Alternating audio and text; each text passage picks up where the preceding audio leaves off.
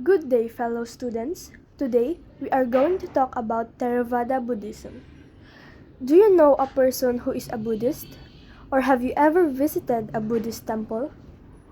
In the Philippines, it is estimated that only around 2 to 5% are Buddhist. Even though Buddhism in the Philippines is considered as a religious minority, Jose Vidamorbillo asserted that many Filipino Chinese subscribe to Buddhist practices. Now, this is interesting. Even though Buddhism isn't the dominant religion in the Philippines, it has a significant influence, particularly among Filipino Chinese communities. These communities often incorporate Buddhist practices into their daily lives, especially in business and commercial settings. You'll often see Buddhist ornaments and symbols adorning their homes and businesses, reflecting their faith. This shows us that religion can be expressed in many different ways. Even in a country where it not might be the majority religion, it is important to be aware of the diversity of beliefs and practices that exist in our world. This is a popular display of image such as a statue of Buddha and for the purpose of petitions, good luck, and protection. Now let's talk about the story of Kisa Gautami. The story of Kisa Gautami. Our journey towards the understanding of Buddhism begins with the story of Kisa Gautami.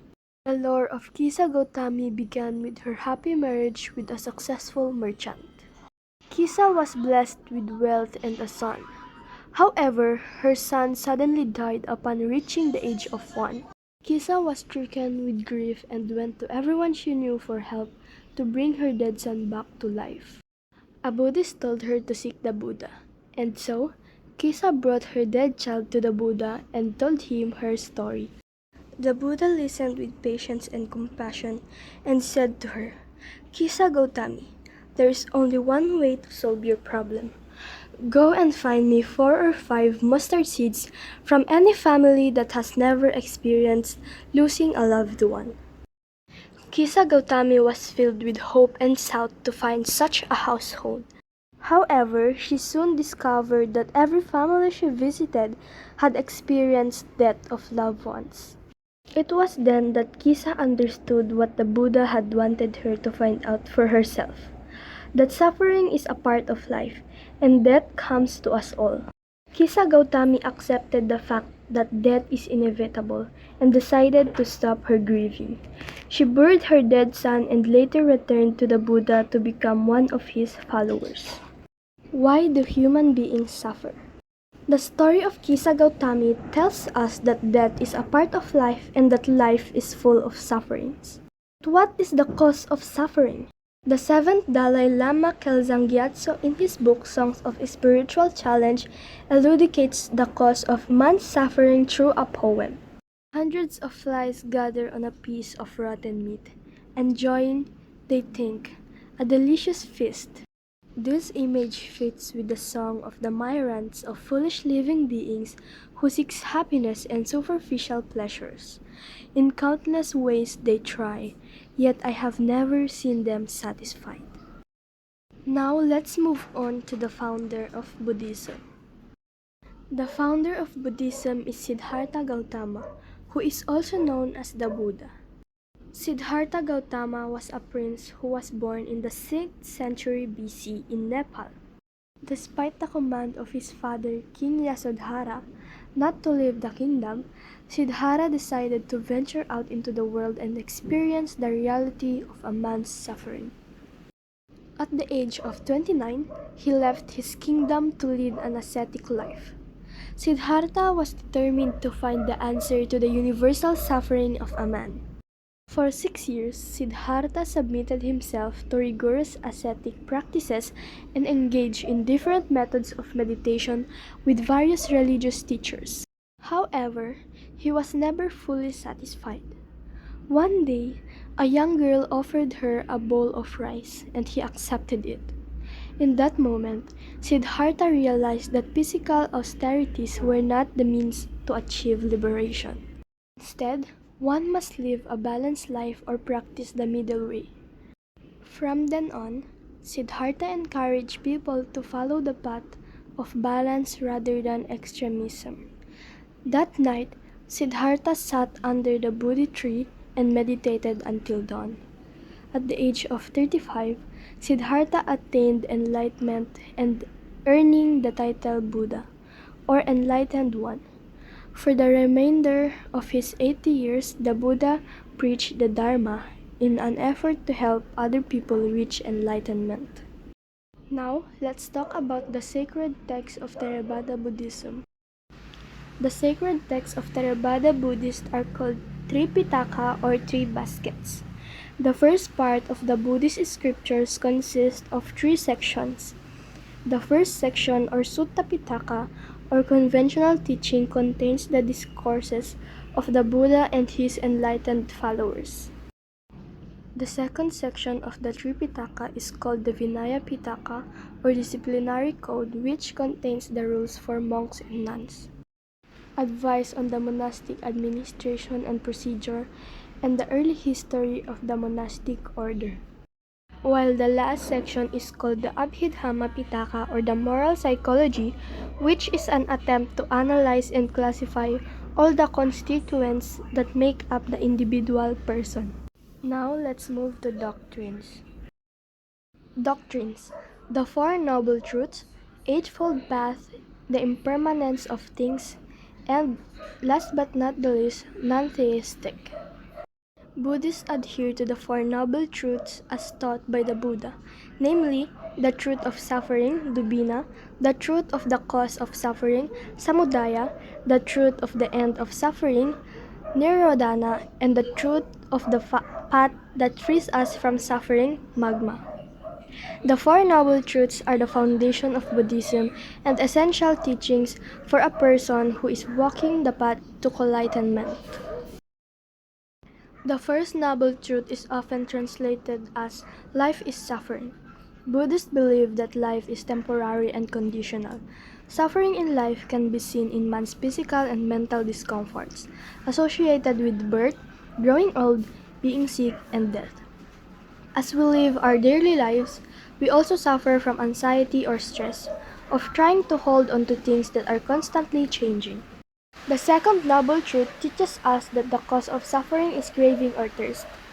Human persons continually search for something outside himself or herself to be happy. Yet, no matter how successful a man or a woman is, he or she is never satisfied. The third noble truth provides hope for the human person and prescribes an answer to suffering. The Buddha taught that through diligent practice, human persons can end their craving and attain enlightenment or nirvana. Buddhists believe that the Buddha is like a physician who discovered and prescribes the treatment for man's illness. If human person will live according to the Eightfold Path, the illness of the human race will be cured. Buddhists also believe that the more aside from being faithful to the doctrine, human person would also walk the path of right view, right attention, right speech, right action, right livelihood, right effort, right mindfulness, and right concentration. The Eightfold Path: know the truth, say nothing to hurt others, practice meditation, control your thoughts, resist evil, free your mind of evil, work for the good of others, and respect life. Aside from the Eightfold, Buddhists also believe in the law of dependent origination. Shakyamuni Buddha explains the law as: it is produced, therefore the other is produced. It is extinguished, therefore the other is extinguished. It exists, therefore the other exists. It does not exist, therefore the other does not exist. Simply put, the law of dependent origination speaks of cause and effect, interdependency, and profundity.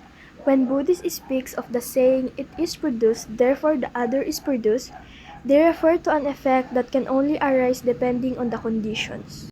Thus, a good deed present can be cause of a good retribution of effect in future. However, a good deed present can also be a condition for preventing the bad retribution in the future.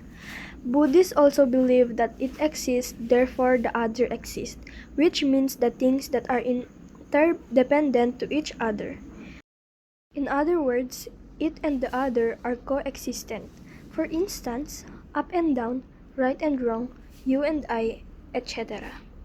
There is no independent existence. Lastly, when Buddhists declare that it does not exist, therefore the other does not exist, they refer to the momentary interdependent existence wherein all phenomena are interdependent but also impermanent, transient, ever-changing, and momentary. The impermanence of things. Buddhists believe that the impermanence is an undeniable and inescapable fact of human existence. Thus, nothing that belongs to this earth is ever free. No human being can control and ever change the process of growing old, of not falling sick, of dying, of decay, of things that are perishable, and the passing away of that which is liable to pass. Buddhism, however, suggests that the escape from this is possible through nirvana. Non-theistic religion. The Buddha declared, gripped by fear, people to sacred mountains, sacred groves, sacred trees, and shrines. Led by this belief, the Buddha taught the man's need to believe in a God is anchored upon his fear and frustration. The Buddha taught his followers that the man must understand his fears, lessen his desires, and to calmly and courageously accept the things that he cannot change. Human person must therefore replace his fears not with irrational belief in a God, but with a rational understanding of life. Thus, Buddhism is non-theistic religion. Another reason why the Buddha rejects the notion of God is that there is no irrefutable evidence for the existence of a supreme being. Furthermore, Buddhists believe that God is not necessary to attain enlightenment. Based on the Buddha's own experience, each human person has the capacity to purify the mind, develop infinite love and compassion, and perfect understanding. Thus, human person must shift attention from the heavens to the heart and find solutions to life problems through self-understanding.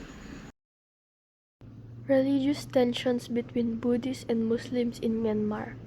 Is it possible for believers of a religion that espouses the right view to be prejudiced against people who profess other faiths? In July 2013, Time magazine published a cover story entitled "The Face of Buddhist Terror: How Militant Monks Are Fueling Anti-Muslim Violence in Asia." On the cover of the magazine was Burmese Buddhist monk Ashun Wiratu, the spiritual leader of the nationalist and anti-Muslim 969 movement in Myanmar. The title and the story struck a chord among people knowledgeable with the inter-religious tension between Buddhists and Rohingya Muslims in Myanmar. Ashun Wiratu said that he was surprised with the cover story and it was a serious violation of media ethics by media worker in a powerful nation. Burma's Deputy Information Minister Yehut banned the Time magazine July issue and declared that the juxtaposition of the words Buddhist and terror created a misunderstanding of Buddhism and undermined efforts to diffuse the tension between Buddhists and Muslims. The controversial claim of Time magazine regarding Wiratu as a Buddhist terrorist finds inspiration from Wiratu himself. The radical Buddhist monk is known for his angry speeches against Muslims and supported the plan of the government to deport the Rohingya Muslim in Burma. Wiratu even said, "You can be full of kindness and love, but you cannot sleep next to a mad dog." Critics have urged the Myanmar government to enjoin Wiratu to pursue instead a meaningful and peaceful conversation on religion, ethnically, and civil rights. However, an online news article by BBC 2015 argues that criticism of Wiratu has been muted because no politician wants the powerful monk to turn on them. Such observation is in consonance with the research of Anne Blackburn 2010 in a paper entitled Buddha Relics in the Lives of Southern Asian Polities, who says that Buddhist monks, kings, and other members of the royal court could forge and shift the balance of power within a kingdom and its monastic communities. Sabrina Stein 2014 in a religious paper entitled Interreligious Tension in South and Southeast Asia explains that Politically active monks like Virhatu rejected extending religious minority rights to non-Buddhist minorities. As a result, there is a growing interreligious tension between Buddhist majorities and Muslim minorities, not just in Myanmar but also in Sri Lanka and Thailand. This poses a challenge to peace and security among Buddhist and dominant countries and the wider religion. Theravada Buddhism, with its deep roots in ancient India and its enduring presence across Southeast Asia, continues to offer a compelling path to personal liberation and enlightenment. Its emphasis on mindfulness, meditation, and ethical conduct resonates with individuals seeking a deeper understanding of themselves and their place in the world. As Theravada Buddhism continues to spread globally, its teachings on impermanence, suffering, and interconnectedness of all beings offer valuable insights for navigating the complexities of modern life. While the ultimate goal of arthanship remains a challenging pursuit, the practices and principles of Theravada Buddhism provides a framework for cultivating inner peace, compassion, and wisdom, ultimately leading to a more fulfilling and meaningful existence.